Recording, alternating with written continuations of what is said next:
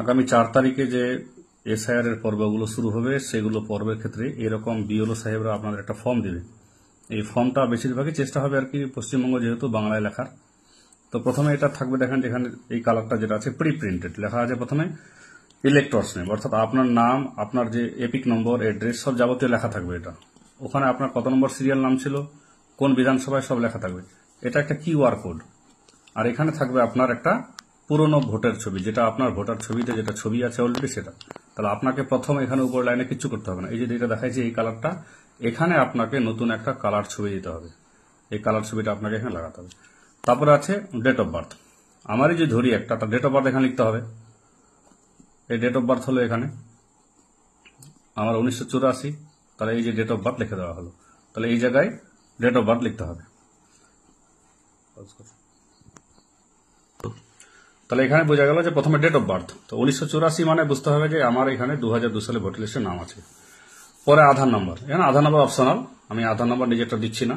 আধার number দিলাম এরকম, আধার number দেওয়া হলো। মোট হচ্ছে 12টা অক্ষরে হবে।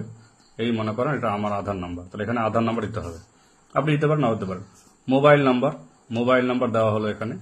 মোবাইল নাম্বার দিয়ে এখানে মোবাইল নাম্বার দেওয়া হলো। মোবাইল নাম্বার মাস্ট কিন্তু। ফাদার্স নেম, আপনার বাবা বেঁচে থাকুক চাই না থাকুক কোনো ব্যাপার না, এখানে কিন্তু বাবার নাম অবশ্যই দিতে হবে। সবগুলো ফুল মানে বড় হাতের লিখবেন অবশ্যই, একদম অবশ্যই বড় হাতের, যাতে ক্লিয়ার বুঝতে পারে। ফাদার্স এপিক নম্বর, বাবার এপিক নম্বর কোনটা লিখবেন যদি বেঁচে থাকে, তাহলে রানিং যেটা এপিক নম্বরে আগে ছিল ডাব্লিউবি দিয়ে, কিন্তু রানিং এপিক নম্বর লিখবেন। এটা রানিং এপিক নম্বর বাবার আছে ইউএক্সও দিয়ে, ইউএক্সও দিয়ে একটা মোট 10টা সংখ্যার নাম্বার। মায়ের যেরকম আছে, মনে করেন মায়ের একটা নাম হলো এখানে, এই যে মায়ের নাম লিখলাম, তাহলে মায়ের নামটাও এরকম বড় হাতের অক্ষর লিখতে হবে। মায়ের এপিক নাম্বার যদি থাকে তবে দিবেন, নাহলে নয়। কিন্তু বারবার বলছি 2002 সালের যে লিস্টে নাম আছে, মনে করেন আপনার যদি মা বাবা মারা যায় তাহলে সেটা লিখবেন, আর যদি বেঁচে থাকে তাহলে যেগুলো রানিং আর কি এপিক নাম্বার আছে ভোটার কার্ডের উপর নাম্বার, যেটা মোট 10 সংখ্যার নাম্বার, ওইটা লিখে দেবেন এই জায়গায়। স্পাউস নেম, স্পাউস কথার অর্থ স্বামী স্ত্রী। এর আমি যদি পুরুষ বিবাহিত, তাহলে এখানে কিন্তু আমার বউর নাম লিখতে হবে।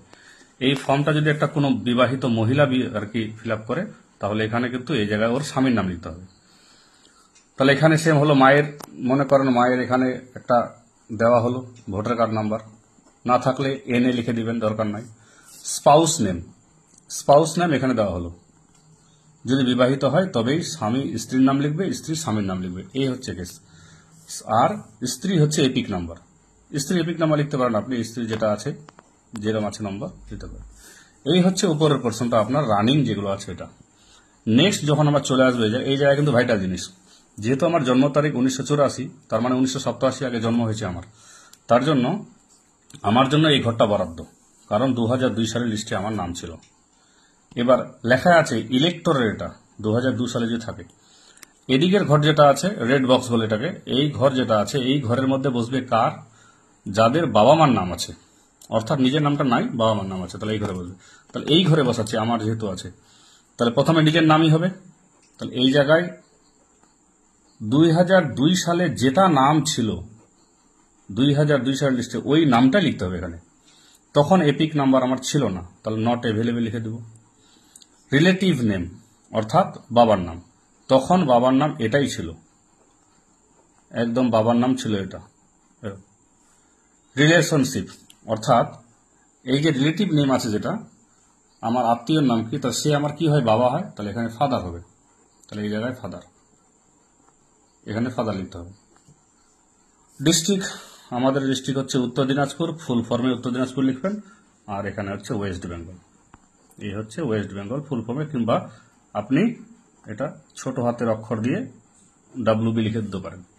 নেক্সট চলে আসলে দেখার নিচে, তাহলে এই পার্সেন্ট এটা কিন্তু এসি নাম্বার, তখন আমাদের এসি নাম্বার রায়গঞ্জে 31 ছিল, আর পার্ট নাম্বার ছিল আমাদের 108, সিরিয়াল নাম্বার ছিল একটা আমার, এখানে সিরিয়াল নাম্বার লিখতে হবে।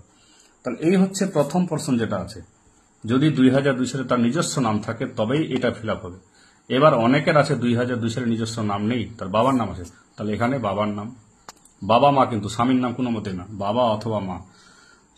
এছাড়াও দাদু আছে, ওটা আপাতত ট্রেনিং সাপেক্ষে বলা যাবে। তাহলে এখানে বাবার নাম, তাহলে এই পোর্শন যদি আমরা বাদ দিয়ে দিই, মনে করেন আমার ছিল না নাম, তাহলে এখানে বাবার নাম দিতে হবে। তাহলে এই জায়গায় বাবার নাম হলো। যদি মনে করেন নাই, হতে পারে নাই আর কি, নিজস্ব নাম আমার নেই, তাহলে বাবার নাম হলো। তার এপিক নম্বর দিতে হবে কোনটা, তখন 2002 সালের লিস্টে কিন্তু WB05031 এরকম টাইপের কিছু দিয়েছিল। রিলেটিভ নেম, তাহলে তার বাবার নাম এখানে লিখতে হবে, মানে যে কুদ্দুস সালে যে লোকটা আছে তার বাবার নাম এখানে। তাহলে রিলেশনশিপ কি, সে হচ্ছে তার বাবা, তাহলে এখানে ফাদার হবে। এই সিস্টেম। তারপরে ডিস্ট্রিক্ট, তারপরে হচ্ছে স্টেট, এসি নেম সেম, ওই 31 নম্বর রায়গঞ্জ ছিল আমাদের, 108 নম্বর পার্ট। আর বাবার দেখতে হবে, তখন সিরিয়াল নম্বর কথা ছিল। তাহলে একটা জিনিস ক্লিয়ার করে বলে দিচ্ছি আবার, প্রথমে এই দুটা জিনিস প্রিন্ট করা থাকবে, আপনার নাম, আপনার অ্যাড্রেস, আপনার পার্ট নাম্বার, কত নম্বর সিরিয়ালে, এটা একটা কিউআর কোড। এই কিউআর কোড দিয়ে বিএলওটা কাজ করবে। এটা হচ্ছে আপনার ছবি থাকবে, যেই ছবিটা ভোটার কার্ডে আপনার অলরেডি আছে। এটা হচ্ছে যা কালার করে দেখাচ্ছি, এটা হচ্ছে আপনি নতুন একটা ছবি দিবেন। এই ছবিটাই কিন্তু ভবিষ্যতে যে ভোটার কার্ড হবে তার ওখানে আসতে পারে, সম্ভাবনা আছে। এখানে ডেট অফ বার্থ লিখবেন, নেক্সট আধার কার্ড নাম্বার, মোবাইল নাম্বার, বাবার নাম, বাবার ভোটার কার্ড নাম্বার যদি থাকে, মায়ের নাম, বাবা মায়ের নাম অবশ্যই লিখতে হবে, ভোটার কার্ড নাম্বার থাকুক না থাকুক। আর যদি বিবাহিত কোনো পুরুষ হয় তাহলে এখানে মহিলার নাম, যদি বিবাহিত মহিলা হয় তাহলে পুরুষের নাম। আর ইয়ং ছেলেপেলে যেগুলো আছে তাদের জন্য এখানে এটা ফাঁকা থাকবে। প্রথম দিকে যেটা আছে এটাকে রেড বক্স বলা হয়, এই জায়গাটা পুরো ক্লিয়ার করা আছে, এটা রেড বক্স। কিন্তু এই রেড বক্সটা এটা হচ্ছে মেন ফিল আপ, নতুন জিনিস, এটা এবার করেছে, বিহারে কিন্তু এরকম ছিল না। এই যে প্রথম অংশটা যেটা আছে দেখতে পাচ্ছেন, এই অংশটা হচ্ছে যদি 2002 সালের লিস্টে নাম থাকে তবে নিজের তথ্য, আর যদি নিজের নাম না থাকে তখন বাবা তথ্য। এই হচ্ছে সিস্টেম। এবার এগুলো সব আছে নিচে, এখানে আপনার নিজস্ব, এখানে সিগনেচার করে দেবেন। এই জায়গায় সিগনেচার হবে, ফুল সিগনেচার হবে, ফুল সিগনেচার করবেন এখানে, এরকম সিগনেচার না, ফুল সিগনেচার। আর এই জায়গায় বিএলও নিজের সাইন করে দেবে, এই জায়গায় বিএলও সিগনেচার করে দেবে। তারপরে ওখানে দিয়ে এক কপি আপনাকে ফিরিয়ে দেবে এবং এক কপি আপনি ডকুমেন্ট সহ আপনি আপনার বিএলওকে দিয়ে দেবেন। একটা কথা মনে রাখতে হবে, যার এই পোর্শনে নাম আছে তার শুধুমাত্র ভোটার পৃষ্ঠার জেরক্স, 2002 সালে পৃষ্ঠার জেরক্স লাগবে। আর হচ্ছে এই জায়গা যেটা আছে ভোটার পৃষ্ঠার জেরক্স, আর মেন আর হচ্ছে একটা ছবি। এই হচ্ছে সিস্টেম, এভাবে করুন, হয়ে যাবে।